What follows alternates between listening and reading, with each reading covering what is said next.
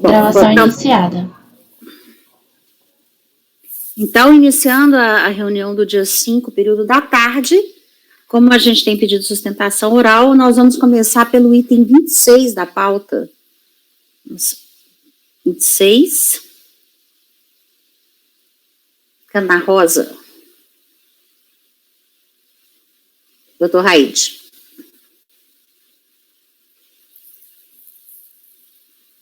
Pode convidar o patrono, Amanda. Farei a convocação. Doutor Miro, vou ter que sair porque na minha página não aparece ninguém, como eu tô gravando também. Tá. Eu já retorno. Tá.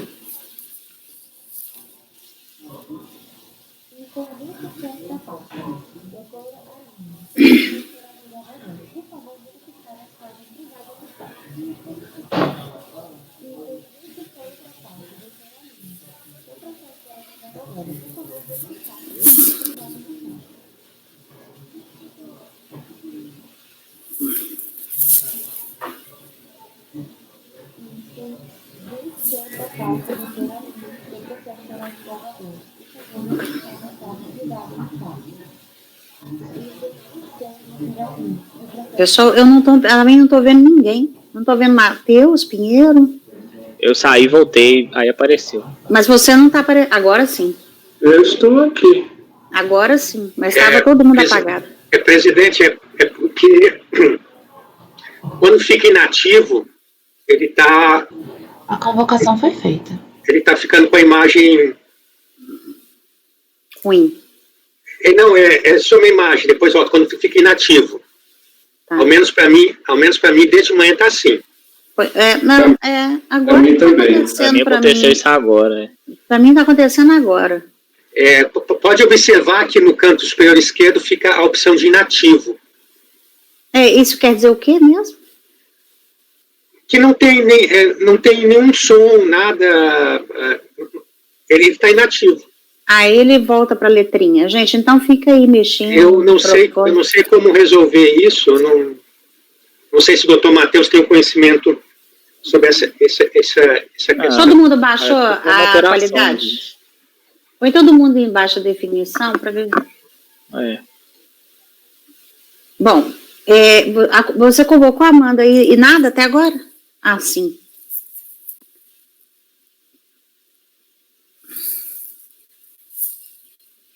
Doutora Aline? Oi, boa tarde. Boa tarde. Então tá. Então, item 26 da pauta, doutor Raide, por favor. Cana Rosa Agropecuária Limitada. Esse processo é um retorno de diligência. Tá? Vou ler para relembrá-los. Trata-se de auto de infração referente ao imposto sobre a propriedade rural, ITR, em relação ao exercício 2007, conforme notificação de lançamento, as folhas 2 a 7, e mais documentos que instruem o processo. Quais foram os fatos geradores? Área de produtos vegetais informadas não comprovada e o valor da terra não declarado também não comprovado. Transcrevo aqui os fatos geradores descritos na notificação de lançamento, bem como a complementação da descrição dos fatos. O contribuinte regularmente intimado apresentou impugnação requerendo a decretação da improcedência do feito.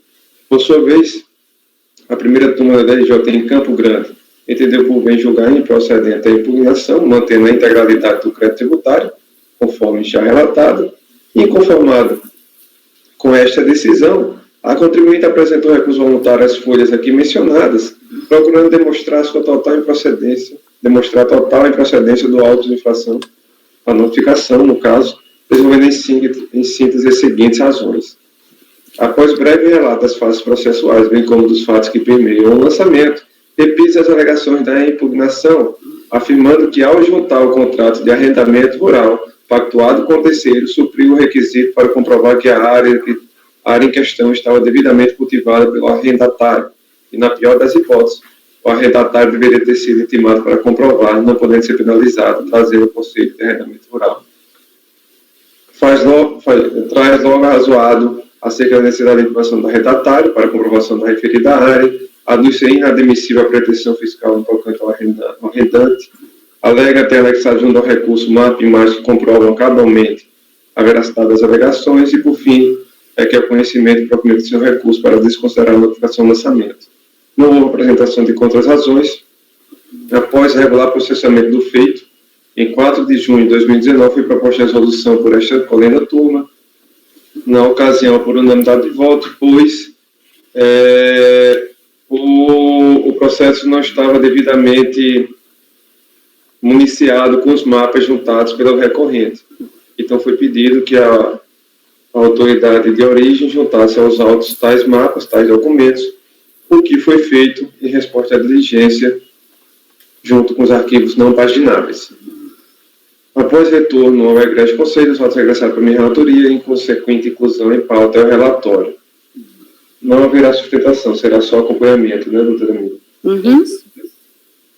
Pois bem, há uma pequena preliminar aqui que o contribuinte, no meio da sua argumentação, questiona, até uma inovação, pois não foi questionado, não foi argumentado em sede de impugnação, mas por tratar-se de ilegitimidade passiva, eu conheço e digo, a recorrente nova lei ela afirma não ser sujeito passivo de lançamento, mas o arrendante, possuidor.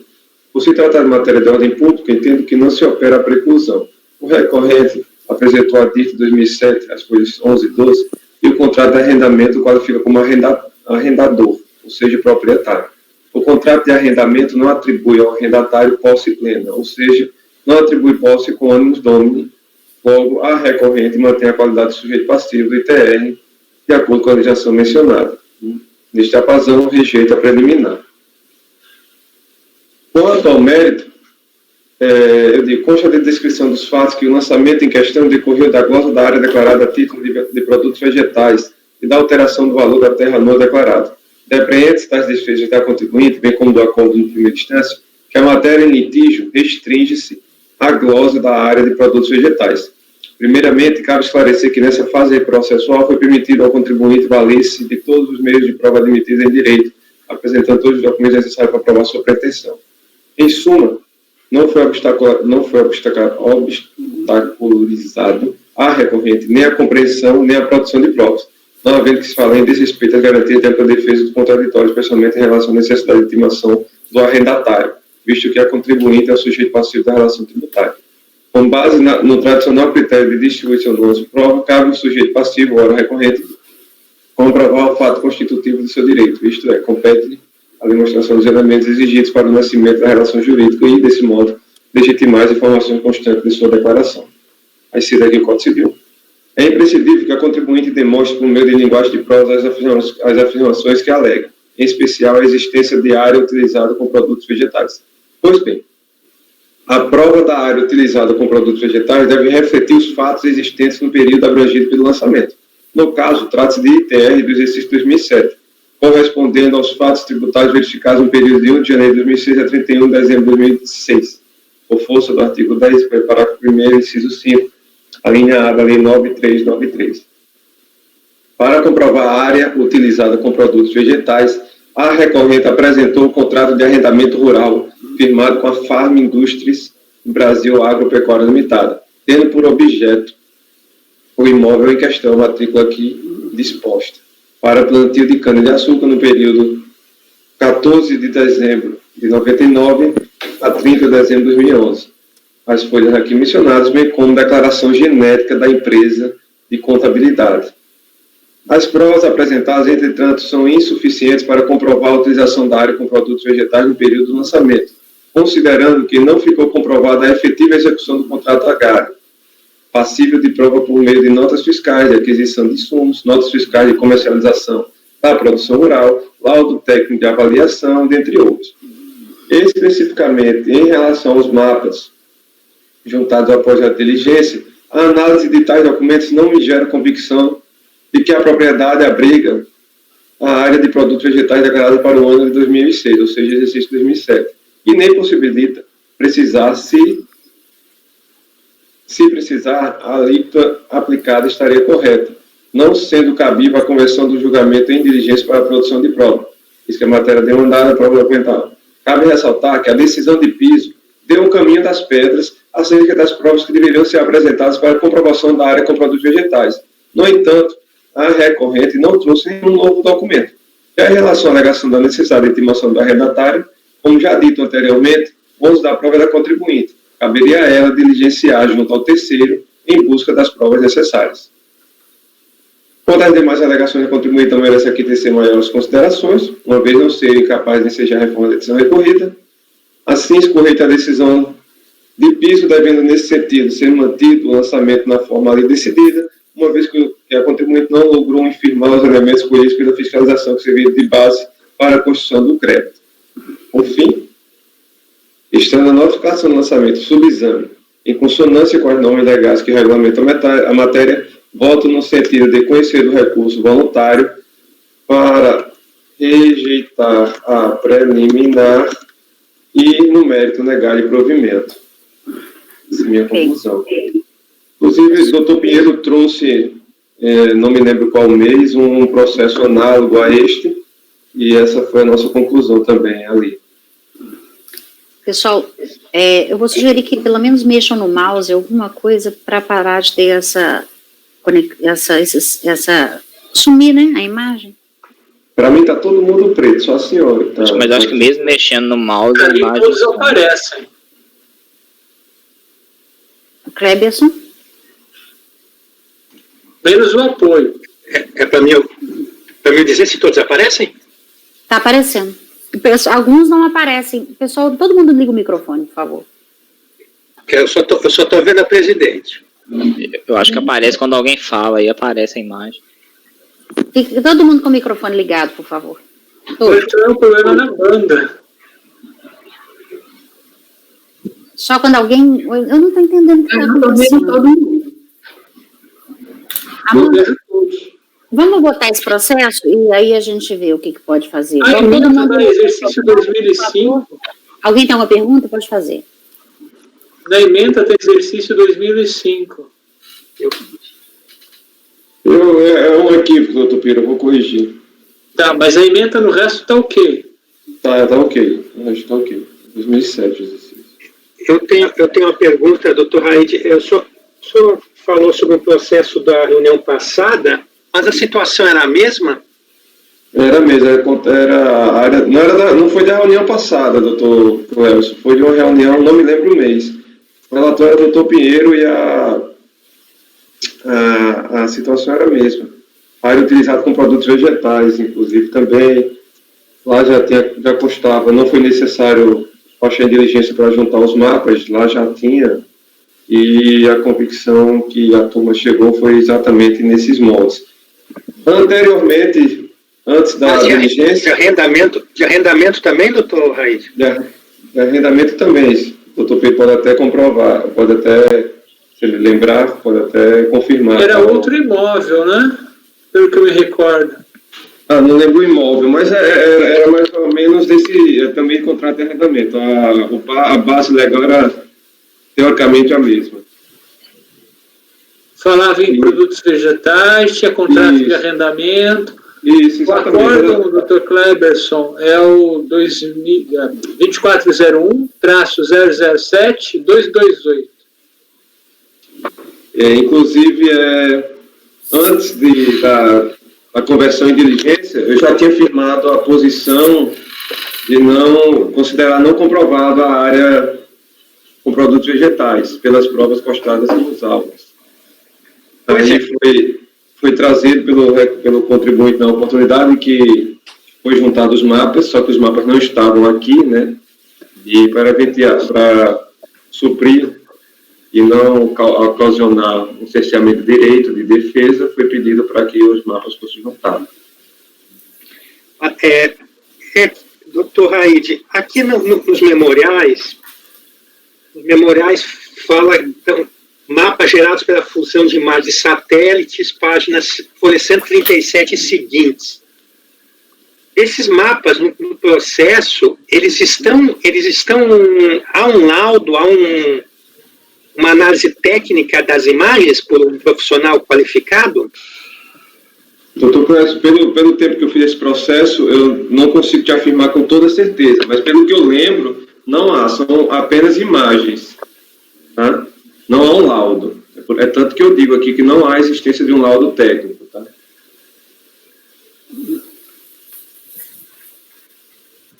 Tá, porque que aqui dá a ideia que E as imagens também não são do ano calendário em questão, do exercício em questão, pelo que eu recordo.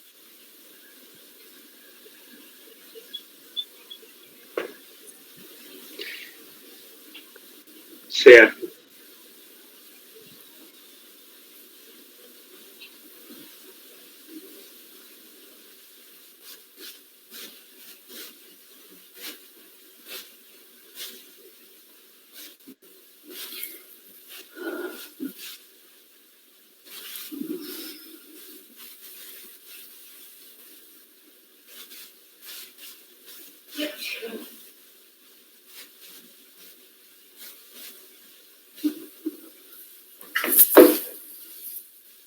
Parece que voltou ao normal, né? As imagens voltaram. Eu vou fechar o microfone. Tá.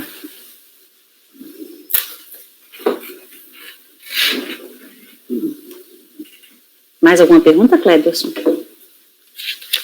Você está querendo olhar mais alguma coisa? Não, eu não vou analisar o processo. O Dr. Raid já analisou. É que aqui há realmente uma plausibilidade, né? Uma forte probabilidade de realmente haver essa área de exploração de cana-de-açúcar. Que há uma plausibilidade doutor Cléber, mas como eu alertei aqui no meu voto, desde do acórdão da ADRJ, foi dado o caminho das pedras à contribuinte, foi dada a oportunidade para a ADRJ dizer, essa documentação que você traz não é suficiente para gerar convicção, apenas o contrato de arrendamento, uma declaração do escritório de contabilidade, dizendo que o contrato de arrendamento está sendo executado, coisa do tipo, não lembro o teor, mas a ADRJ diz, você deveria juntar o quê? Nota fiscal de insumos, nota fiscal de comercialização e outros e mais documentos, e nada disso foi juntado, né? Isso aí que tem até que refletir sobre isso, porque são documentos de terceiros, né? Embora tenha uma relação relação entre as partes, né?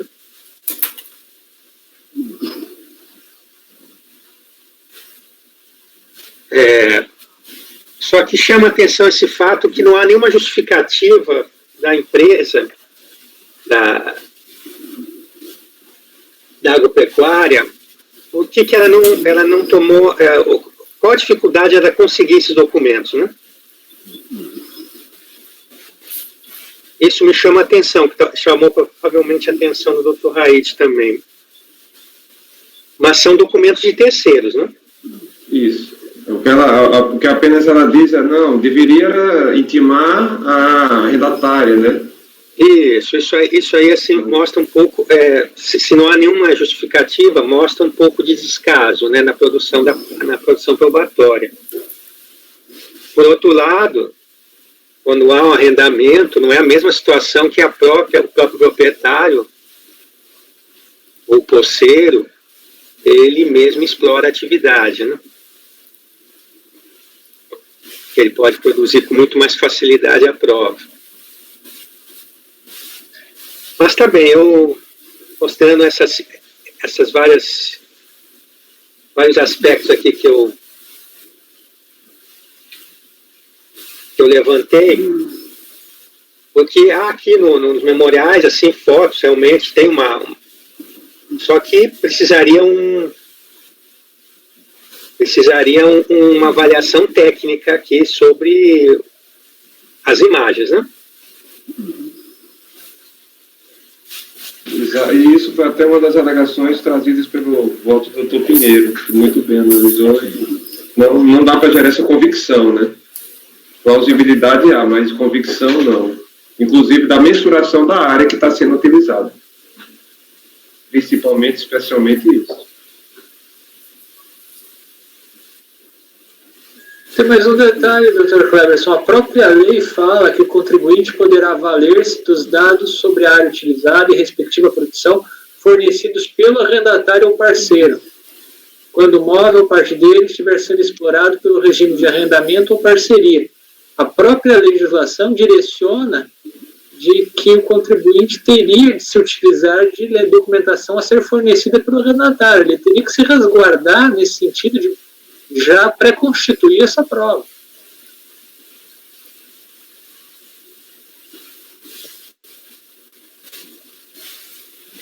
Bem, doutor, o Cleverson acompanha o Raid, certo? Sim, eu acompanho o Dr. Raid para caso o Dr. Raid está negando o provimento. Pinheiro. Eu acompanho. Andréia. Acompanho. Acompanho. Então, por unanimidade dos votos, rejeitar preliminar e no mérito negar provimento ao recurso voluntário. Doutora, obrigada. Eu que agradeço. Nós temos mais uma sustentação, no item 43, Cleverson. Imposto de renda. Então, pode convocar, por favor, Farei a convocação agora.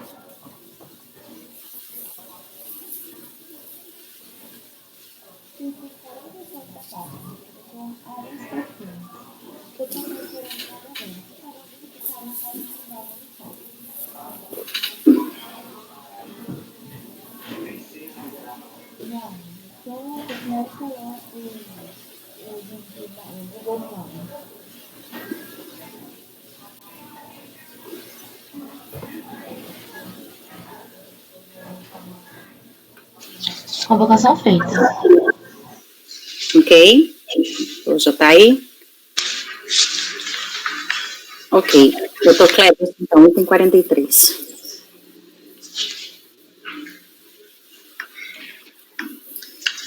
O item 43 trata-se de um embargo da Fazenda Nacional, tendo como interessado o escritório de advocacia Carlos Eduardo Vilares Barral.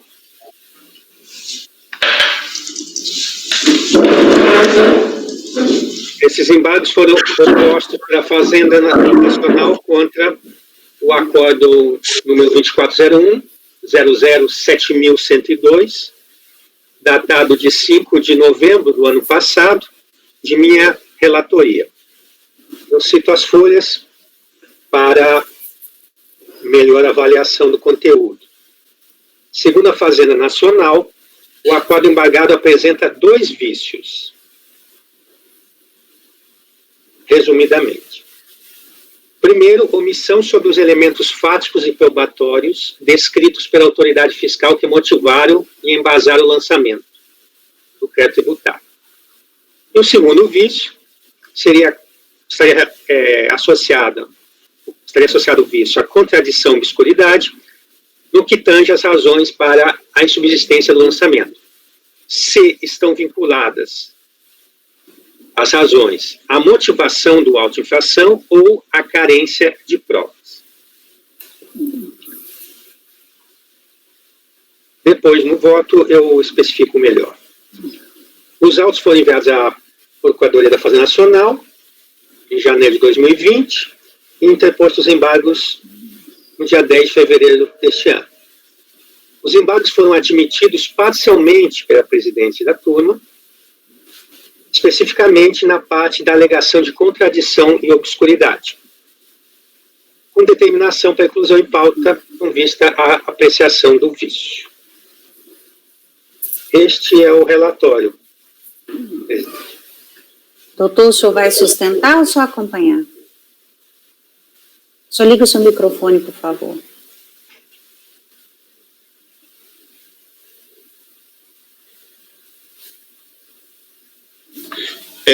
Boa tarde para todos, boa tarde, eminente relator, demais conselheiros. A minha manifestação será breve, porque acreditamos que a matéria é objetiva, o voto do relator está extremamente claro e fundamentado, acompanhado pela maioria, portanto, nossa manifestação será brevíssima. Estou com a palavra? Sim, já está. Sim. Nobres julgadores, como foi afirmado no relatório bem detalhado do eminente relator, os embargos de declaração da Fazenda, eles estão fundamentados em 2 pontos. A questão da omissão, que foi largamente explorada em 10 laudas, e a questão da contradição, que foi objeto de apenas 2 laudas, dentre as quais está em metade de uma delas o pedido. Portanto, a contradição, que foi a matéria acolhida na admissibilidade, ela rejeitou 10 laudas e acolheu uma lauda e meia só para fins de esclarecimento do nobre relator acerca da alegada contradição. A contradição, como dito aí, seria a seguinte: da leitura dos trechos do acórdão que trata a matéria, diz a decisão da admissibilidade. Notamos que, de fato, embora o relator explique as razões que o levaram a concluir pelo provimento do recurso voluntário, não ficou claro em sua decisão se o problema do lançamento estaria apenas na motivação constante no termo de verificação fiscal ou na insuficiência de provas depois de expurgada as consideradas como ilícitas. A despeito da bem proferida decisão de admissibilidade, eu ressalto, data venha, a discordância contra essa decisão, porque creio que, na verdade, a alegação da contradição, ela está umbilicalmente ligada à questão da omissão que foi rejeitada para fins de embargo de declaração. Isso porque a decisão, ao rejeitar a questão da omissão, ela é clara em dizer o seguinte: no caso em apreço, o voto do relator enfrentou a matéria em sua inteireza, verificando-se que o inconformismo da embargante reside na não aceitação da tese adotada pela turma. Isto não se confunde com omissão, mas sim com exercício pelo julgador da sua livre motivação. E aí rejeitou. Ocorre que a questão suscitada nos embargos de declaração a título de omissão alegou que a turma não havia se manifestado sobre os elementos fáticos e probatórios que motivaram e embasaram o lançamento. E aí o fisco vem e a presidente vem e diz: como se vê, o acordo embargado se pronunciou sobre os demais elementos fáticos e probatórios que motivaram e embasaram o lançamento. E a turma decidiu, por maioria de votos, que a mácula, isso é importante, que a mácula presente no lançamento fiscal não se dá apenas quando caracterizada a sua origem nas provas consideradas imprestáveis, mas também quanto ao fato que a convicção da autoridade fiscal sobre a existência de pagamento sem causa ou a beneficiário não identificado tirou seu fundamento para lançamento nessas provas. Ou seja, ao rejeitar os embargos de declaração sobre a questão da omissão, a nobre presidente destacou o seguinte: que a turma acompanhando o relator concluiu, e portanto não pode ser objeto de pronunciamento, porque é alcançado por força da decisão de admissibilidade, que a convicção da autoridade fiscal sobre a existência de pagamento sem causa ou a beneficiário ficou também contaminada pela ilicitude das demais provas. Pois bem, se tanto as provas ilícitas como as remanescentes ou ditas remanescentes, o colegiado entendeu que estava contaminado, ou seja, todas as provas restaram decidido pelo colegiado como contaminadas. Então, esse é um ponto, vamos dizer assim, controverso. E aí vem, como é que pode haver contradição no voto do relator quanto à questão de que não ficou claro se o problema do lançamento estaria apenas na motivação constante no termo de verificação fiscal ou na insuficiência de provas, depois expurgadas consideradas como ilícita. Eu entendo, Data Vênia, que a própria admissibilidade do recurso, quando diz da leitura dos trechos do acordo que trata sobre a matéria, notamos que, de fato, embora o relator explique as razões que o levaram a concluir pelo provimento do recurso voluntário, não ficou claro. Não ficou claro em sua decisão, é matéria de omissão. Não é matéria de contradição. E é por isso que eu disse que tanto o primeiro fundamento, que é a omissão, como a contradição, na verdade, eles são a mesma coisa. A contradição foi intitulada como tal apenas para criar um segundo ponto de 10 páginas de omissão e 1,5 da contradição. Se verifica que a contradição é, na verdade, uma continuidade. Se ela não tivesse, Data Vênia, a Fazenda, intitulado esse ponto em 1 folha e meia, estaríamos diante só da questão da omissão que estaria sido rejeitada. Tanto é verdade, como eu disse, que a nobre presidente disse, não ficou claro em sua decisão. Não ficou claro em sua decisão, é matéria de omissão. O que não fica claro é omissão. Mas ainda que consideremos que houve a alegada contradição, ainda assim não há de prosperar os presentes embargos, porque é um recurso meramente integrativo, porque, efetivamente, como bem disse o relator, a contaminação das provas retirou do fisco a possibilidade de prosperar na pretensão fiscal. E, se fosse admitido, isso acontecesse, é importante, após a diligência.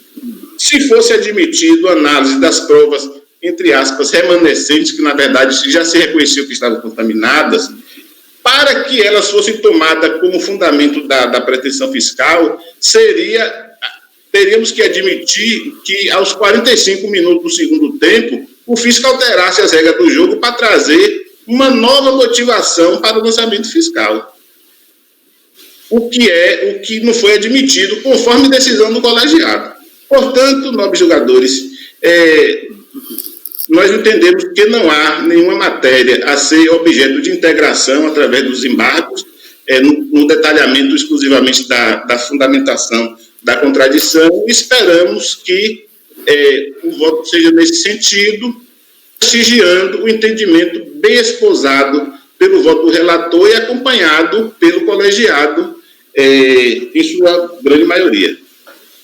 Agradecido pela atenção, muito obrigado. Obrigada, doutor Cleberson. Pois bem. Então, eu entendo preenchidos os requisitos de admissibilidade dos embargos na parte, evidentemente, que foi aceita pela presidente da turma conforme as regras regimentais, de modo que eu passo a avaliação, então, dessa contradição de obscuridade.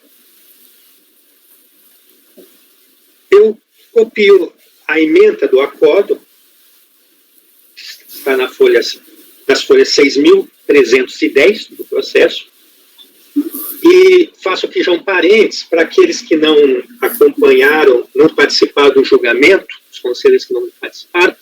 Foi um julgamento, um intenso debate, porque a matéria do processo em si é uma matéria complexa. Não só se fosse analisar as provas, mas pelo fato de determinadas provas terem sido consideradas a sua produção ilícita pelo Poder Judiciário, o que repercutiu e irradiou efeitos para o processo, do processo penal para o processo tributário. Dada a complexidade disso, também complexo foi a análise e a fundamentação também teve a necessidade de buscar um raciocínio que desse uma solução adequada para o processo. Fechando esse parênteses, eu continuo então aqui o voto. O acordo embargado deixou inequívoco que o exame dos autos não chegou a adentrar ao mérito do recurso voluntário, tratando a questão probatória e a motivação do lançamento como prejudiciais. Então, eu trago o trecho final do meu voto, no caso, o voto do recurso voluntário, já que o acórdão também abrange o recurso de ofício. E nesse trecho final do voto do recurso voluntário, está bem claro que eu deixei de analisar as demais questões preliminares, ou seja, as demais questões prévias, e, além delas, as de mérito. Não obstante, a Fazenda Nacional alega contradição no acórdão que estaria confirmado no seguinte trecho do meu voto, que eu cito ele. Vou citar esse trecho. Como se observa, o acervo probatório utilizado pela autoridade fiscal para cobertar a lavratura da autoinfração, como um todo, está atrelado às provas ilícitas, decisivas para o lançamento tributário nos moldes em que realizados, originalmente, de maneira que a supressão delas dos autos, como se impõe, acarreta a carência probatória, levando à improcedência. Para a Fazenda Nacional, não se poderia cogitar de ausência de provas do lançamento, visto que o exame do arcabouço probatório foi realizado como preliminar e não como matéria de mérito. Ao mesmo tempo, diz a Fazenda Nacional que a decisão é obscura, haja vista a falta de clareza do acórdão que deixa margem a dúvidas sobre os fundamentos para tornar insubsistente o auto de infração. Em síntese, o que diz a Fazenda Nacional? Portanto, cabe ao colegiado aclarar se o problema do lançamento está na motivação do auto de infração, preliminar, que se acolhida implica na nulidade, ou carência de provas, após expurgadas consideradas ilícitas. Mérito, cujo resultado seria pela procedência ou não do lançamento, adequando-se como consequência o teor do voto e da emenda. Pois bem, passo então a análise.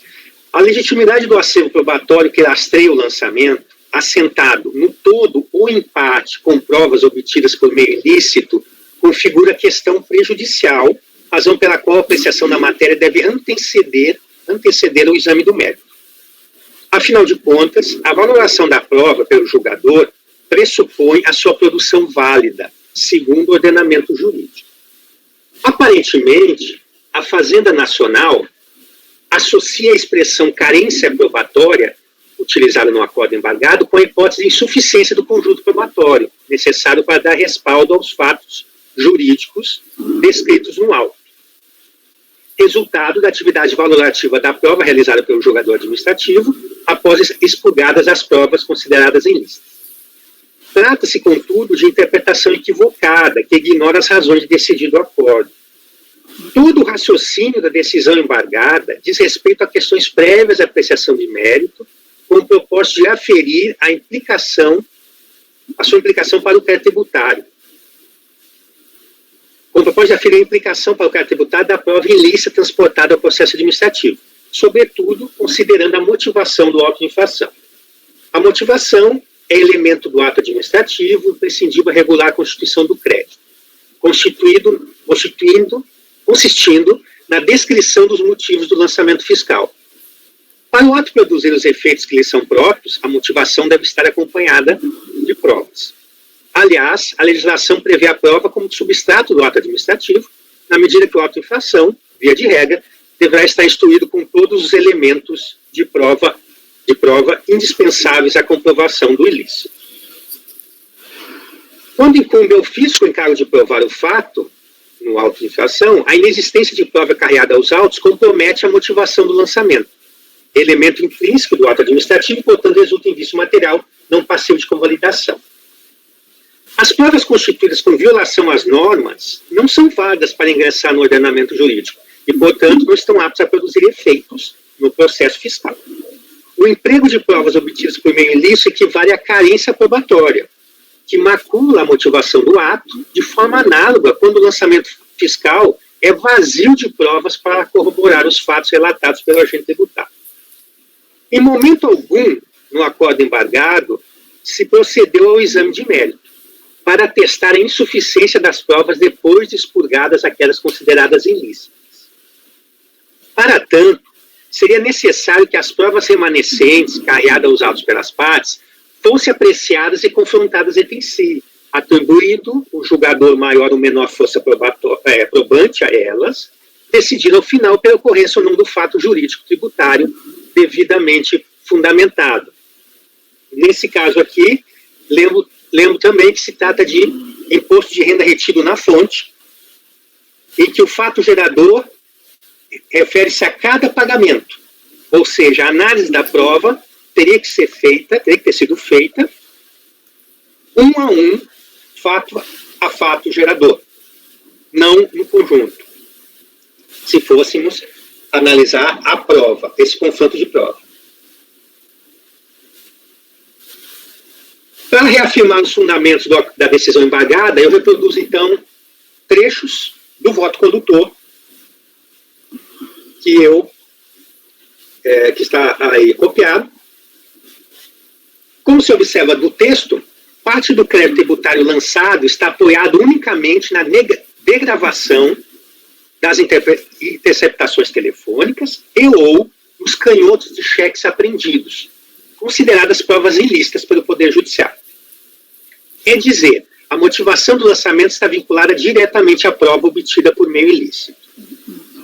No voto, restou consignado a inviabilidade de desvincular a motivação do lançamento fiscal das provas emprestadas colhidas na esfera criminal, para as quais foi reconhecida a ilicitude, do meio em que produzidas.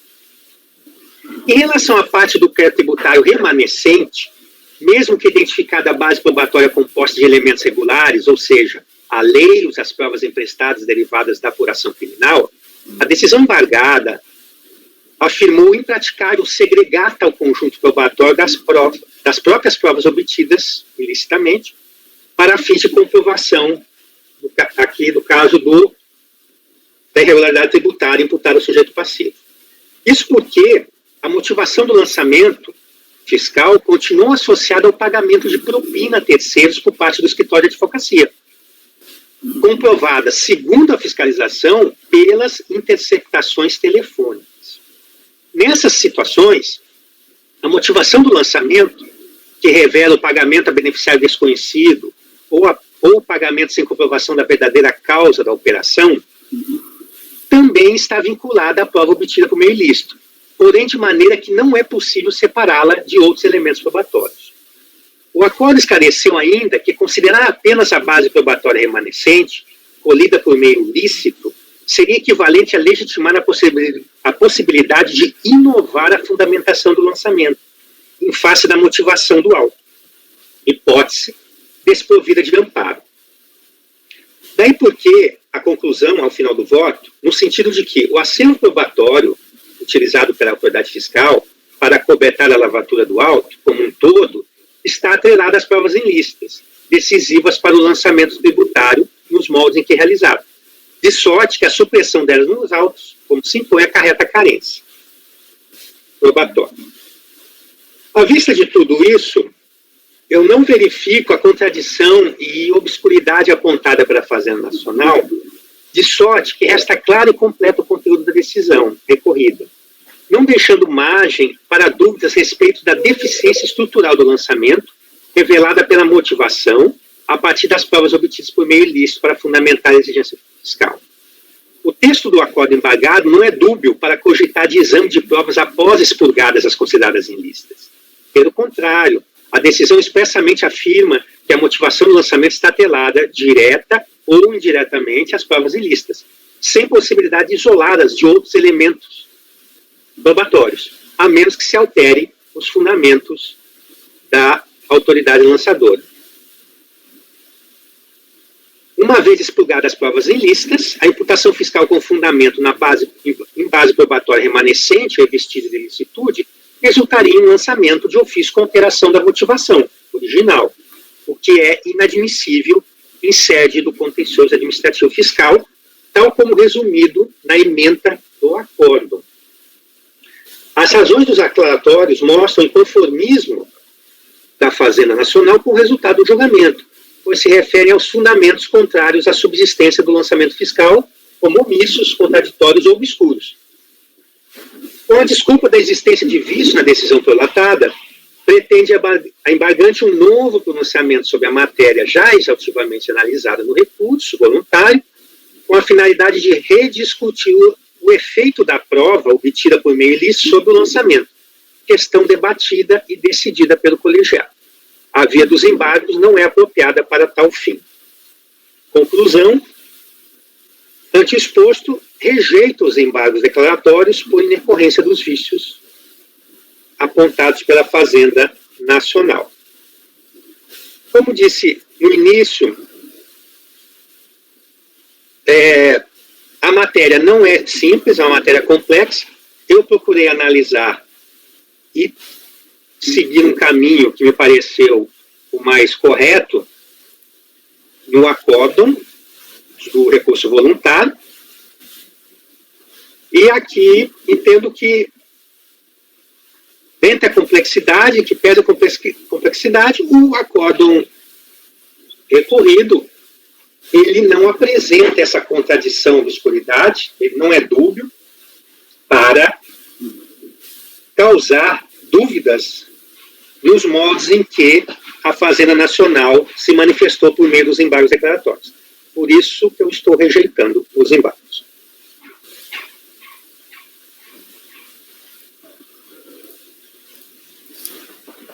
Ok. Alguma pergunta?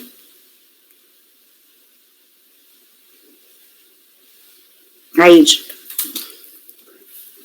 Bem, como bem salientou o doutor Cleberson aqui, o que pretendeu a PGFN, por meio do embargo, foi examinar a matéria de mérito, né, rediscutir. E o embargo não é remédio para isso. Portanto, eu acompanho o relator para rejeitar. Pinheiro. Gostaria de vista.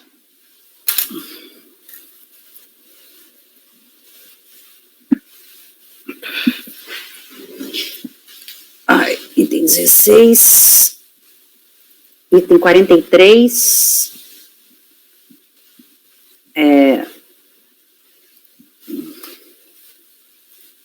vistas para o conselheiro Pinheiro.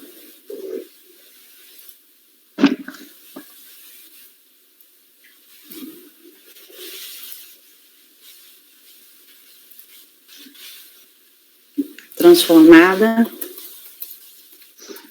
em vista coletiva.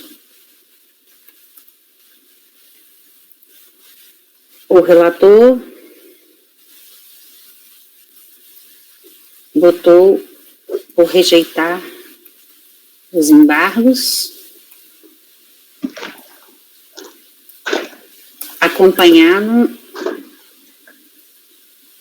pelo conselheiro Aide. Ok? É isso. Volta mês que vem, doutor. Tá ok? Vista concedida. Obrigada. Agradecida. Obrigado. A próxima, na pauta de daqui a um mês? É. Sim. Obrigado. Ok? Boa tarde para todos. Boa tarde. Agradecido.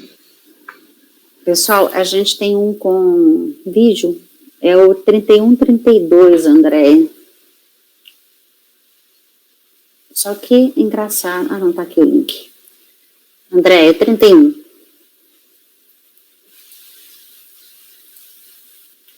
Tem 31, Vale S.A. Trata de recurso voluntário, interposto em face de acordo de primeira instância, que apreciando a informação que o parceiro julgou procedente no lançamento relativo ao ITR, a exigência referente ao ITR incidente sobre imóvel rural proveniente do trabalho de revisão da ITR, onde o contribuinte, após regularmente intimado, não comprovou o valor da terra no ano declarado. Por ocasião do recurso voluntário, o contribuinte alega, em síntese, Legitimidade passiva em razão de não ser o titular da propriedade ou da posse, nem tampouco do domínio útil dos imóveis vinculados à concessão do serviço público de transporte ferroviário, nos termos do artigo 29 do CPI, imunidade recíproca, prevista no artigo 150, inciso 6, a linha A da Constituição, em razão dos bens afetos à prestação de serviço público de transporte ferroviário, serem considerados bens públicos de propriedade da União e em domínio formal desta. E legitimidade do procedimento de apuração adotado pelo fisco para a aferição do VTN, que baseou-se em critérios subjetivos ao considerar os valores constantes no CIT, uma vez que o sistema de arbitramento da Receita Federal do Brasil não possibilita acesso aos dados nele inseridos, viabilizando a discordância das informações levantadas. Ao final, pugna pelo provimento do recurso, é o relatório. Deixa eu compartilhar aqui.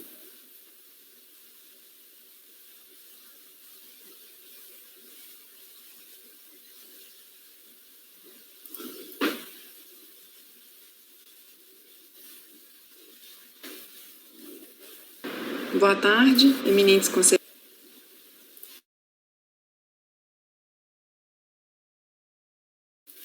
Está sem áudio? Está sem áudio para mim, doutora Miriam.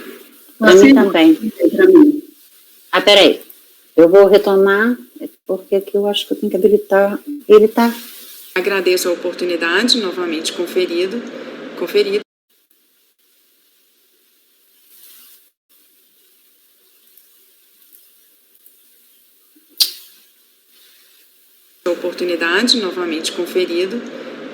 e felicito a todos, especialmente nas pessoas das eminentes conselheiras colegiado. Agradeço a oportunidade, novamente conferida, e felicito a todos, especialmente.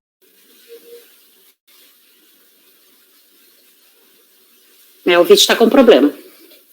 Eu vou parar o julgamento desse processo. Eu reparei que quando a senhora habilita seu microfone, corta o som dela. Não. Meu microfone está habilitado direto. É aqui, ó. Eu estou habilitando o som dela, só que o vídeo dela está em loop. Olha só, vou postar de novo. E Miriam Denise. Pois bem, remontam esses casos a feitos contra acórdãos que mantiveram as atuações de ITR relativamente a um imóvel denominado Estrada de Ferro Vitória a Minas.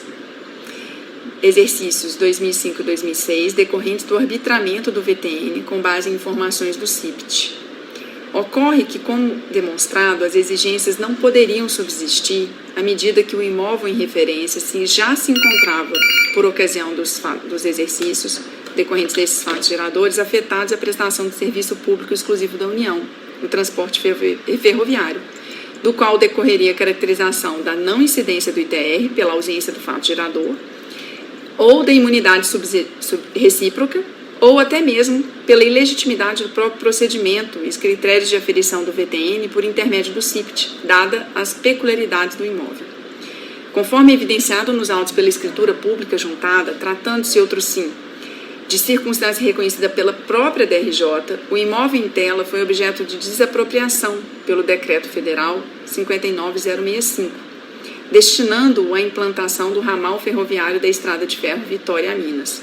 Ou seja, trata-se de imóvel cuja propriedade foi cedida à Vale com afetação à prestação exclusiva do serviço público de transporte ferroviário, igualmente de titularidade da União, conquanto explorado via concessão pública. Permanece assim com a marca de bem público de uso especial, com obrigatória reversão quando do término da concessão e não passível de ser adquirido, inclusive, via usucapião.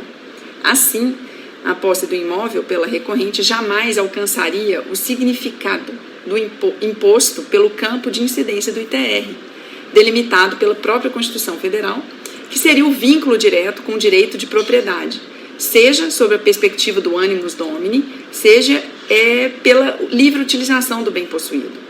O que se observa, portanto, é que, se perpetrarem as exigências, estariam elas recaindo sobre a posse de imóvel via cessão de uso para a utilização limitada à prestação de serviço público de titularidade exclusiva da União, circunstância totalmente dissociada da hipótese de incidência do ITR. Sob outro prisma, a cobrança resultaria na tributação pela União de sua própria propriedade rural.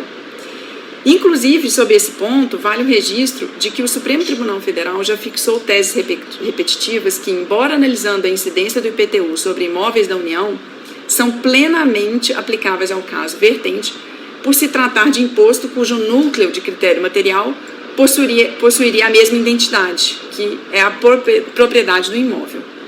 Inclusive, em termos objetivos, cumpre advertir para os efeitos das análises empreendidas pelo Tribunal Guardião da Constituição nesses julgados. Por exemplo, no RE 594015, foi fixada a tese da inaplicabilidade da imunidade, mas porque o contexto era incidência do IPTU sobre bem de propriedade da União, arrendado à Petrobras, mas que prestava tanto serviço público quanto serviço privado, elucidando no contexto da natureza do serviço que o bem cedido se destinava a um serviço que não se enquadrava como público no sentido estrito, situação oposta à da hora recorrente. Por outro lado, no RS 601-720, cujo contexto foi de uma uma sociedade empresária destinada ao comércio de veículos automotivos, que obteve permissão de uso do bem imóvel da União para livre exploração econômica, fixou-se a tese pela impossibilidade de aplicação da imunidade recíproca, porque não haveria prestação de serviço público. A jurisprudência consolidada e mantida após o julgamento desses recursos extraordinários mencionados foi assentada em recurso com repercussão geral no vigente RE 773-992, onde se anunciou proposição pela aplicação da imunidade na hipótese de destinação do imóvel público à prestação de serviço público. Portanto, o que prevalece para fins de reconhecimento da imunidade constitucional é a aferição do imóvel sobre o qual recai, sendo a tributação, se ele seria destinado à prestação de serviço público exclusivo, como é o caso da recorrente, que no desenvolvimento do serviço público de transporte ferroviário não revela atividade meramente econômica, mas a própria realização do poder e dever do Estado de atividade essencial ao interesse público. Desta forma, seja pela não incidência do imposto federal sobre o patrimônio da União, por impossibilidade de subsunção à hipótese tributável constitucionalmente fixada, seja por força da imunidade recíproca, a autuação não poderia prosperar e os acórdãos merecem reforma. Sob outra perspectiva, há que se consentir que a simples circunstância de tratar-se de imóvel rural, onde é fixada a malha ferroviária, fragiliza os critérios da própria aptidão agrícola indicados pelo CIPT. Afinal, como seria possível valorizar a potencialidade de utilização da área para pastagem, pecuária ou cultura-lavoura quando nela há uma malha ferroviária? Seria impossível. Assim, é que a recorrente reitera o pedido para que sejam conhecidos e providos os recursos voluntários, reformando-se os acórdãos recorridos para provimento integral da sua pretensão. Agradeço novamente a oportunidade. Boa tarde.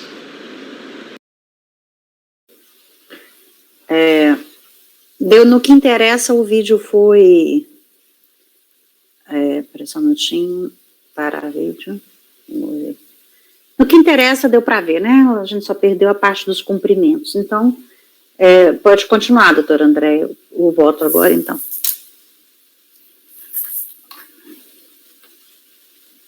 Bom, ITR, né, como visto, exercício de 2005, relativo a imóvel denominado Estrada de Ferro Vitória a Minas. Ilegitimidade passiva, imunidade recíproca. A recorrente assevera acerca das restrições ao direito de propriedade aplicáveis aos imóveis advindos de concessão de serviço público, da ausência de fato gerador do ITR. Aduz que a utilização da posse se dá estritamente nos termos do contrato de concessão firmado com a União Federal, em que lhe foi outorgada a concessão para exploração e desenvolvimento do serviço público de transporte ferroviário, de cargas e de passageiros na Estrada de Ferro Vitória a Minas, desnaturando, assim, a hipótese de incidência necessária à configuração do fato gerador do ITR. Disserta sobre o artigo 21, inciso 12, a linha D da Constituição, e dispõe que a exploração do serviço público de transporte ferroviário é de competência da União, que poderá prestá-lo diretamente ou mediante concessão, e que para que a posse configurasse fato gerador do ITR, imprescindível seria a possibilidade de uso e gozo da coisa, o animus domini, e que a sua liberdade na propriedade é vinculada ao respectivo contrato de concessão e assevera também acerca da imunidade recíproca.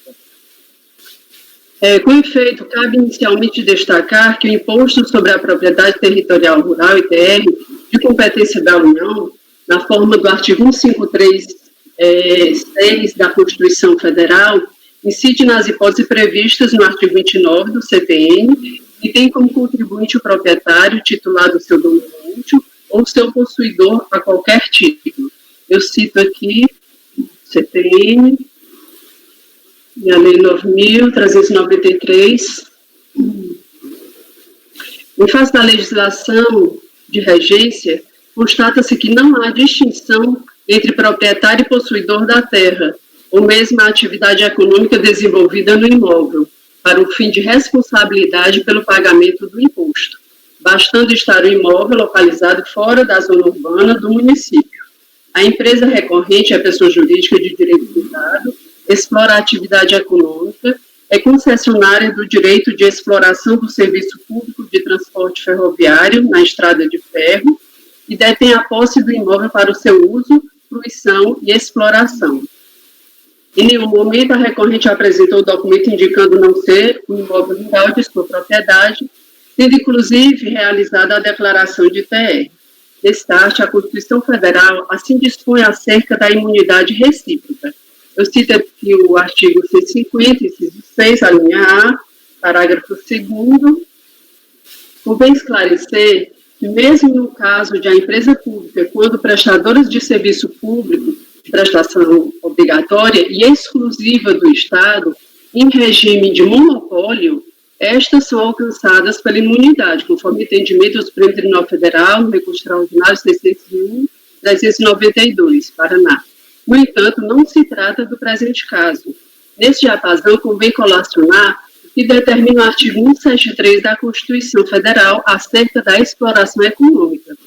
Eu cito aqui o artigo 173, parágrafo 1º, inciso 2, e destaco o parágrafo 2º, que fala o seguinte: as empresas públicas e as sociedades de economia mista não poderão gozar de privilégios fiscais não extensivos aos do setor privado. Conforme destaca, a Constituição veda privilégios e tratamentos diferenciados às empresas públicas e à sociedade de economia mista quanto da exploração de atividade econômica. As próprias restrições ao poder de tributar, estabelecidas no artigo 150 da Carta da República, não se aplicam no caso de exploração de atividade econômica regidas pelas normas aplicáveis a empreendimentos privados, ou em que haja contraprestação ou pagamento de preços ou tarifas pelo usuário, nem exonera o promitente comprador da obrigação de pagar imposto relativamente ao bem imóvel. Ao discutir a referida questão, o CAF, no acordo que eu cito aqui, entendeu que, no caso de sociedade de economia mista, somente ocorreria a imunidade recíproca se a sociedade que presta serviço público não tivesse por finalidade a obtenção de lucro. Eu cito a emenda. Dessa forma, de acordo com o já ressaltado, a recorrente é a pessoa jurídica de direito privado, exploratividade econômica, que ressai configurado que a imunidade recíproca não é aplicável no presente caso, razão por que rejeito as alegações suscitadas. Com relação ao valor da terra nua.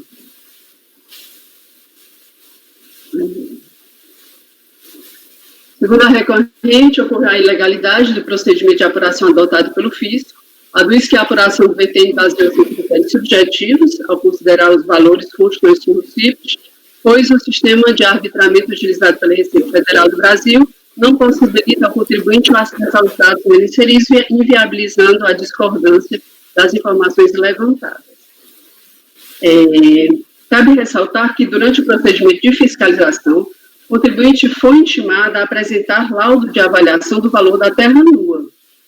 Ocorre que, em nenhum momento, o contribuinte providenciou laudo de avaliação objetivando demonstrar que o imóvel em referência apresenta condições desfavoráveis que justifiquem a utilização de outro VTN por hectare inferior ao valor apresentado no sistema de preço de terra.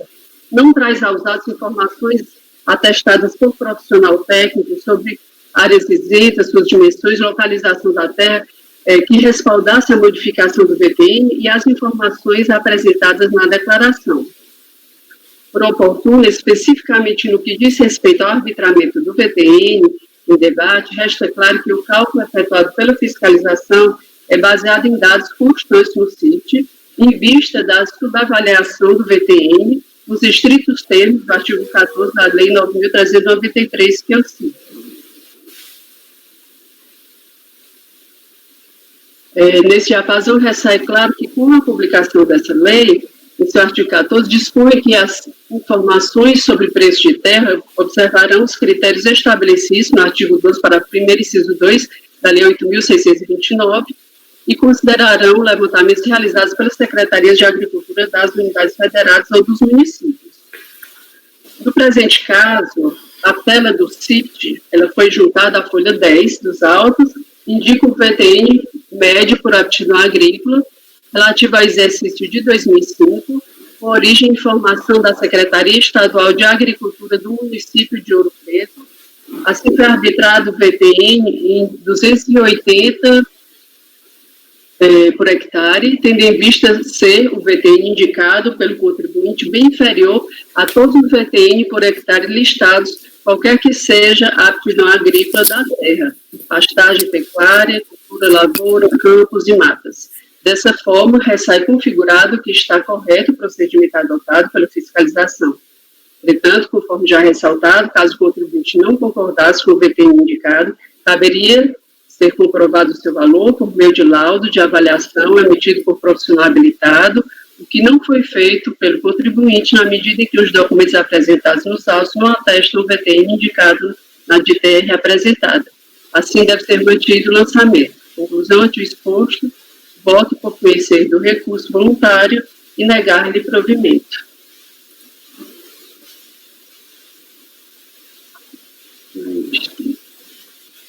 Alguma pergunta?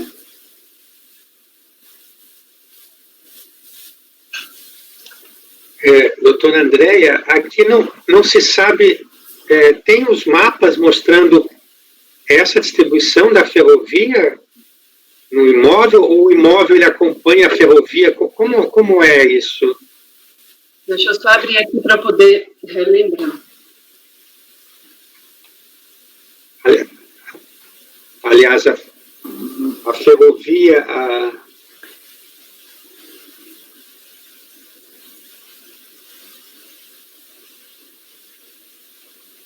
Eu acho que não tem nada. Parece que não tem essa informação, né? Eu vi, não tinha, assim, alguma coisa, uma análise técnica, sabe, demonstrando maiores informações. Faltou esse... realmente não tem. E há a dúvida também se o imóvel ele é de quem é o proprietário. Há também essa dúvida, não? Na realidade, tem uma escritura aqui, uma escritura bem antiga.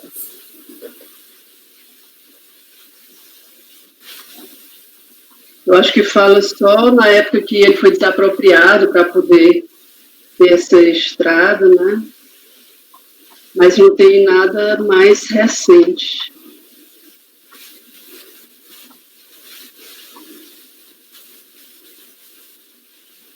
Ele foi desapropriado na época que a Vale era estatal.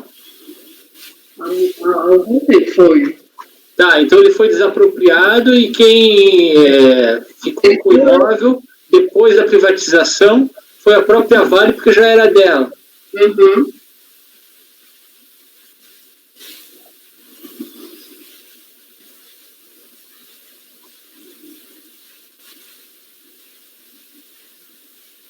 Esse documento diz que quando a desapropriação ele era destinado para a ferrovia e para a Vale,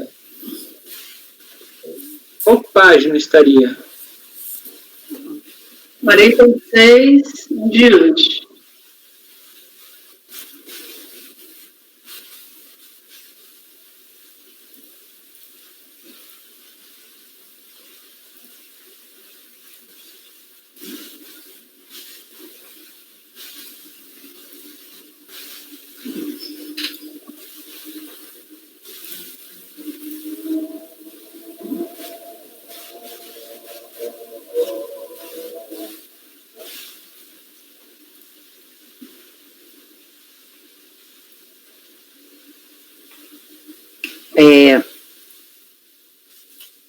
Pessoal, alguém quer pedir mista de mesa, analisar melhor esse processo? A gente julga amanhã, pode ser?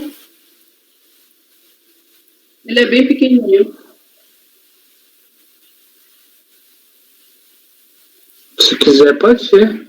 Pode ser? Gleberson, melhor? Sim, eu tô em dúvida, presidente. Se der tempo, eu verifico, senão eu chamo outro caminho. Oi? Senão o quê? Se der tempo, eu verifico à noite, senão temos a possibilidade de outro caminho em relação a esse processo. Ok. Só vou colocar o 31 com a vista de mesa, tá? O outro também vai, porque o outro não fala sobre essa parte de que outro? Legitimidade, não. O 33? É só o valor da terra nua mesmo. Pois é, eles são de anos diferentes, eu ia até te perguntar. É o mesmo terreno, tudo igual? Só é de ano diferente? Estrada de ferro, o mesmo imóvel. Uhum. Mas não fala sobre essa outra parte de legitimidade, de nada. É só a questão do VTN, fala só sobre o CIPT, sobre o arbitramento, não fala mais nada sobre isso, não. A sustentação oral foi só para os itens 31 e 32, né? O 33 não, mas eu tô falando que ela tá avisando que é igual. É a mesma fazenda ou é outra? É estrada de ferro também. Não contribuinte, mas é a mesma fazenda? É estrada de ferro. O recorrente é a Vale S.A. A recorrente é a Vale, a Vale.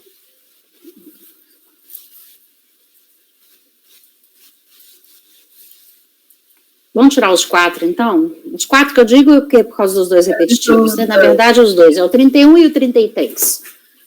E aí a gente... Só não tem essa parte da legitimidade, né? Que você fala. Não tem.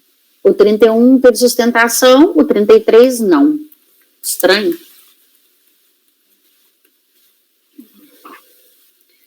Bom, ok. Então vamos voltar para a ordem da pauta e tem 16, Pinheiro. Podemos fazer um intervalo?